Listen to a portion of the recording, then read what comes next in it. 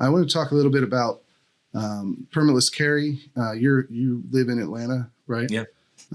Georgia just passed permitless carry, and I know that there was some confusion over your position on permitless carry. So I wanted to give you just a little bit of a platform here to talk through exactly what you and NAAGA feel about permitless carry and whether you support the policy and perhaps whatever concerns you might have about implementation or enforcement.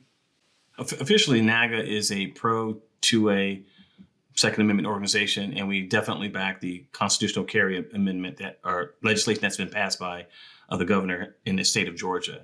We are a gun organization. We support anything that's going to give us more rights or easier access or path to exercise our Second Amendment rights. So we were overjoyed, very excited from an official standpoint. What was troubling to me, I had an interview. I've probably had over 700 interviews over the last 7 years. And I had an interview about 2 weeks ago with a local station. I'm not going to repeat their name. Don't want any lawsuits coming my way. And the gentleman had a very easygoing interview, asked me what I thought, told him, and nothing out of the ordinary. But when I looked at the title, and I have a process, I typically ask for the title of the piece that you're going to do, you're going to title, in my interview for or with. And also, I like to green light the final view or summary of it before it goes out on the internet, social media. And I failed to do that. And if I had done my normal process, I would have seen that he put for the title "Pro Gun Group comes out against constitutional carry in the state of Georgia." I would have put a stop on that immediately and told him to recant everything and just cancel the interview and not authorize anything. But I didn't do that. I was tired at the end of the day. I had an interview with a major national organization earlier in the morning. I've been working all day.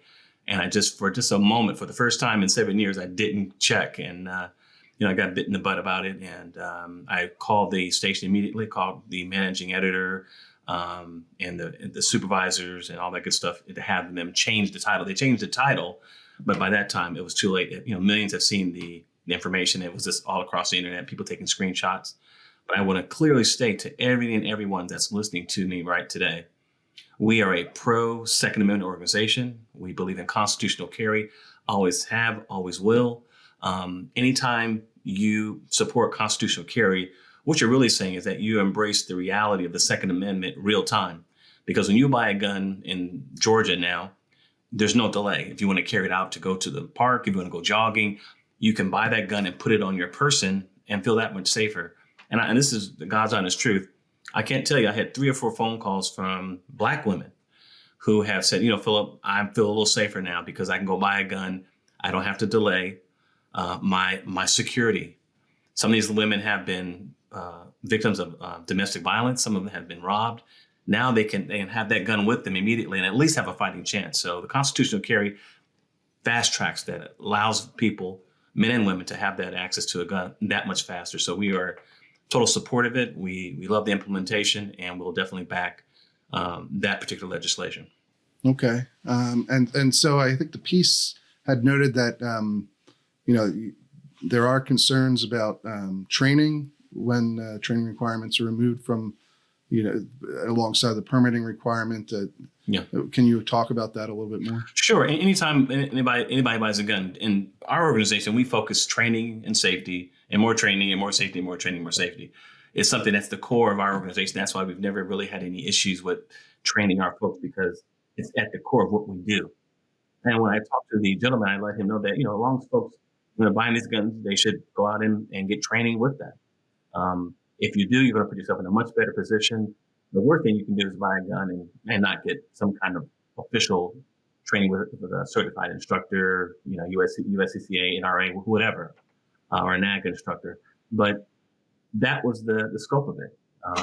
We believe that's the best way to go with training. And anytime you buy a gun that you're familiar with, or anything that you're not familiar with, that gun should become a part of you, like the back of your hand. So that's what I was trying to state, and I just talked about those particular points.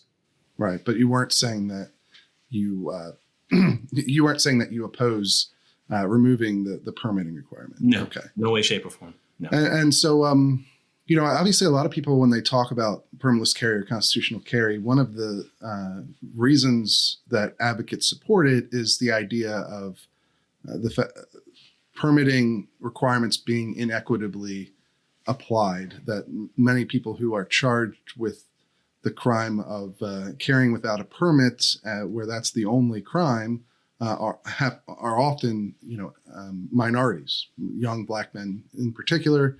You saw this with public defenders in Detroit came out and said 97% of the arrests made for carrying without a permit, where that was the only charge, were Black men.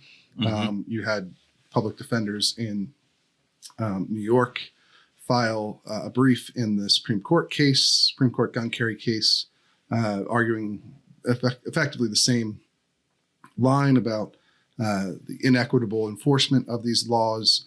What is NAAGA's view on that as part of this effort to repeal permitting laws?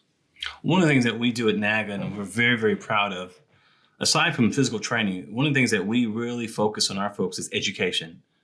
Know the gun laws in your state, and they all vary from state to state for the most part. Some are identical, most are not. One thing as a gun owner, and this is a responsibility that you have, that I have as gun owners, is to know what we can and cannot do with that gun. If I am in the state of Georgia, I already know that I can open carry or conceal carry. I also know that I cannot go into a federal post office and carry, or any federal parking lot.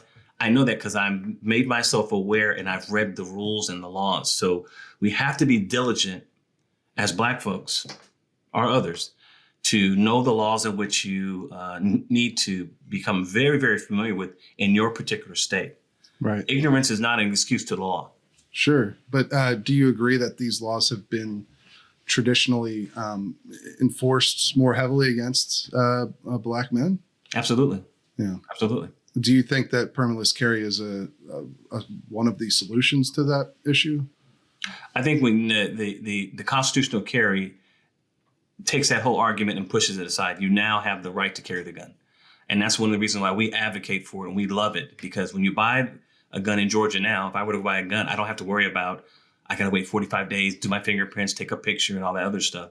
I get the right to carry my gun immediately. And that's why it's so important that Second Amendment advocates, folks like you and I, just regular folks, anytime we have an opportunity to have constitutional carry implemented in a new state, is that we push all of our efforts and collectively make sure that happens, because it avoids people getting arrested.